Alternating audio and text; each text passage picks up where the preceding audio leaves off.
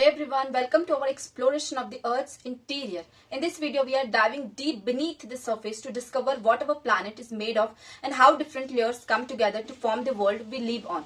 From crust we walk on to the molten core at the center, we will uncover the secrets of Earth's structure and the fascinating process of how rocks transform over time. Let's embark on this journey together and unravel the mysteries inside our Earth. The Earth, our home, is not just a static ball of rock. It's a dynamic planet constantly changing both inside and out. If you have ever wondered what lies beneath the surface, you are in for a treat. Let's take a closer look. Earth's layer. Imagine an onion with its multiple layers. Earth is somewhat similar, with several layers stacked one inside another. These layers vary in composition, thickness, and properties. Crust. The crust is the outermost layer of Earth, the one we live on. It's like the skin of an apple, very thin compared to the other layers. There are two main types of crust. First is the continental crust. This is the land we walk on. It's about 35 kilometers thick. The main minerals found here are silica, Si, and alumina, that Al, which is why this part of the crust is often referred to as Sial. Si for silica and Al for alumina. Next, second one is the oceanic crust. Underneath the oceans, the crust is much thinner, only about 5 kilometers thick. This crust is made mostly of silica and magnesium, Mg.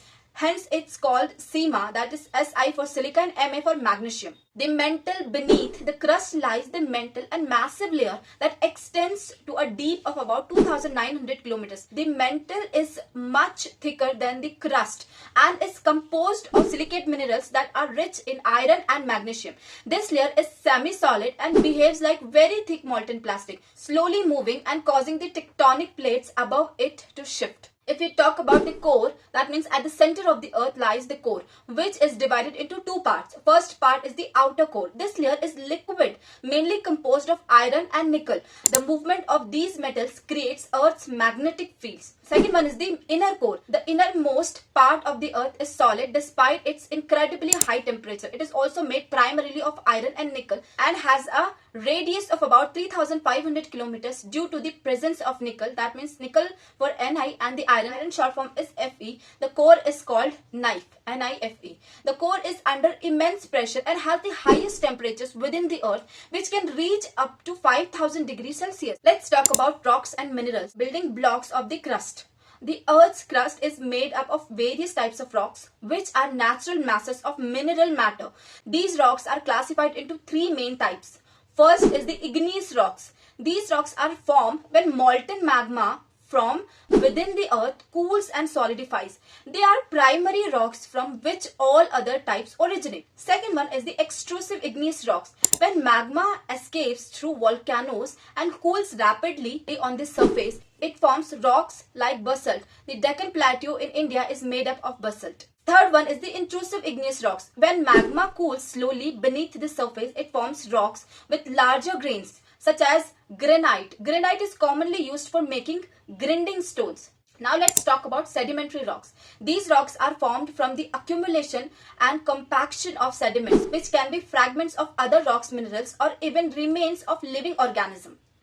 Over time, these sediments get compressed and harder into layers, forming rocks like sandstone. Sedimentary rocks often contain fossils, which are remains of ancient plants, animals, and microorganisms. Now let's talk about metamorphic rocks. These rocks originate from igneous or sedimentary rocks that undergo transformation due to extreme heat and pressure within the Earth. For example, limestone can transform into marble and clay can change into slate. The rock cycle. Nature's recycling process. Rocks continuously change from one type to another in a process known as the rock cycle. Here how it works. Igneous rocks break down into a sediments through weathering and erosion. These sediments compact and cement together to form sedimentary rocks. When these rocks are subjected to high heat and pressure, they transform into metamorphic rocks. Metamorphic rocks can melt and turn back into magma, starting the cycle again as this magma cools to form new igneous rocks. Now let's talk about minerals, also called a nature's treasure. Minerals are naturally occurring substances with distinct physical properties and chemical positions. They are vital to us for various reasons. Fuels, coal, natural gas, and petroleum are all derived from minerals. Industrial use, iron, aluminium, and gold are just a few examples of minerals used in manufacturing and construction. Medicine and agriculture minerals are essential in making medicines and fertilizers. So we have just scratched the surface of what lies beneath our feet. From the crust to the core, the earth is a fascinating, ever-changing planet that holds countless mysteries waiting to be explored.